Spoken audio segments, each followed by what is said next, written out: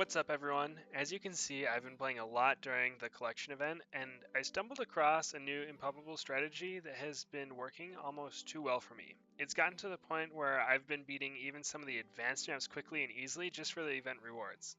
With that said, let me show you how it's done. Before we begin, I highly recommend using Brickle, as this is partly water-based, but she is not needed. In fact, I opted for Hbomb this run solely because he is one of the worst heroes to use in this strategy, and I wanted to show off that it would be fine. But to start off, I went with Hbomb and a free Dart Monkey. If you don't have the monkey knowledge for this, you can opt for a sub and a Dart Monkey. Then I set the Dart Monkey to last targeting priority and saved up for two 203 submarines. These will be what get us through the early game. And since I don't have a hero that can detect camo balloons, I will be upgrading the Dart Monkey to a 002 right before the camo balloons start to spawn. And unlike my normal guides, I am going to skip through the saving part of the run because I'm just trying to show off the overall strategy and not the round by round guide. Now that we have our two subs, we are going to get a 400 Alchemist so that our subs will be able to carry us through the 40s and 50s. Next up, I placed down a monkey village and got it to a 220. This is the first time that I was using a hero that did not have camo detection, so I was worried that my subs wouldn't be able to take out some of the camo heavy rounds that are coming up. This did delay the monkey banks that we will be placing, but I still ended up with plenty of cash at the end of the run. Once I finished this, I placed down two 230 monkey banks. Now, I do have the new monkey knowledge that allows me to deposit some money into banks, and to be honest, it is one of the strongest monkey knowledges available. So if you do not have that unlocked yet, just skip the Perma brew part of the guide and you'll be just fine. I tested it out on another map and it worked great, it just wasn't as dominant as the strategy I will be showing. Anyway, these banks will fund the large towers that we'll be placing down later. My strategy for the new depositing feature is simple. I wanted to capitalize as much as possible on the interest from the money in the banks, but I did not want to have to micro them all the time. To solve this, every time they were full, I would collect all of the money and hit deposit on each bank once. This allowed me to collect 10k every time I emptied the banks and let them gain interest for about 4 to 5 rounds before they were full again. This is not optimal, but it was fairly hands-off and it was very effective. So one thing that I wanted to ask you guys is what do you think I should do about the new bank knowledge that I'm using here? Because I know that not everyone has it, and frankly, I'll have way more money than anyone that doesn't have the knowledge. So I think I'm going to avoid it in most Impoppable guides, but I would like to hear from you guys. Let me know if you want to see me use it or if I should avoid it. So now that we have both banks, I will be depositing all of my cash into them just for a few rounds to kind of kickstart them on the process of making us tons of money. But after this, we will upgrade both of our subs to 204s, get them that APB upgrade so they get the extra damage, and then we'll be placing down a Monkey Buccaneer on top of the top submarine and getting it to a 520 flagship carrier. And I also upgraded the Alchemist to a 402 just so that it can buff all 3 towers in its range for now.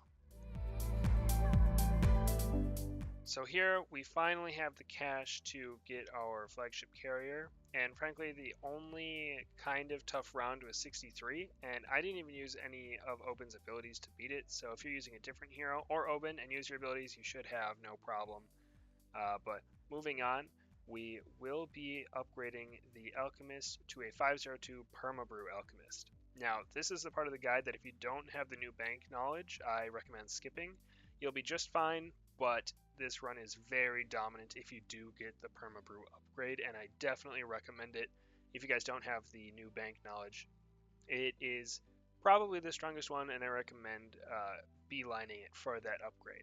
But I will see you guys once we are about to get the Perma brew.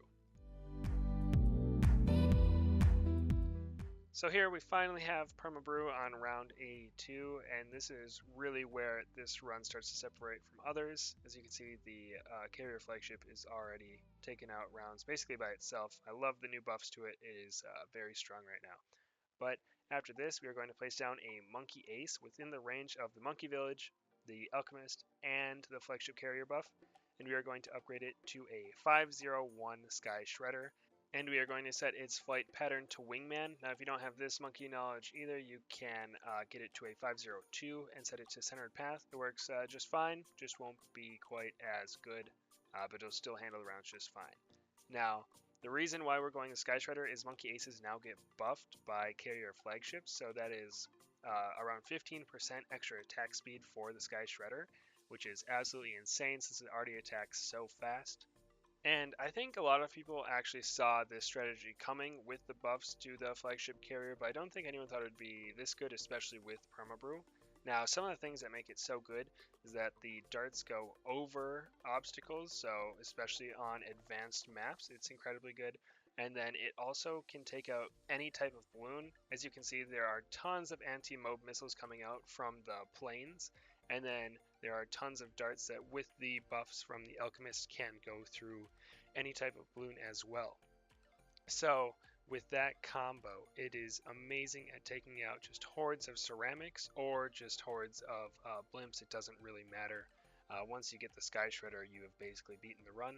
But since we have the new bank knowledge, we're going to be pretty rich, so we might as well get something else. And we will be saving up for a 025 Ice Monkey down on bottom just to help with the fortified DDTs on 99. Other than that, we will be upgrading the Monkey Village to a 230, just so everything can pop any type of balloon. Not necessary at all, since the flagship carrier and the Sky Shredder already have the Alchemist buff, but I was rich, so I decided why not. As you can see, mid-90s, the Sky Shredder and flagship carrier are absolutely dismantling these rounds. I've been beating a few advanced maps just for the collection event with no abilities used using this strategy, so that's been very nice and very easy, pretty hands-off.